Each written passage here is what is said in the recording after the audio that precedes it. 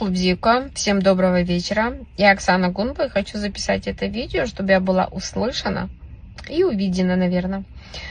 Сегодня со мной случился очень нехороший инцидент. В 16:07 по улице Гуля, где наш магазин, я в свою машину грузила стулья. Женщина купила стулья, я решила сделать ей доставку бесплатно.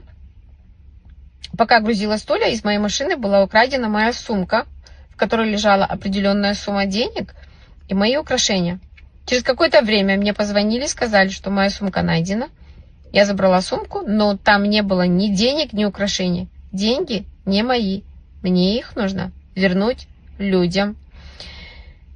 У меня висят камеры, на которые записано, на какой машине подъехали ребята, какой парень подошел к моей машине, с какой стороны, и как он забрал мою сумку и побежал, сел в свою машину.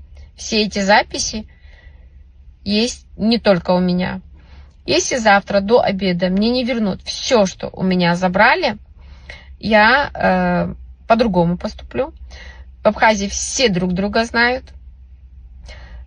Видео я выставлю во все соцсети. Помимо этого, в общем, ребят, я сделаю все, чтобы вас нашли, и вы мне вернули то, что вы у меня забрали. Я надеюсь, я буду услышана правильно.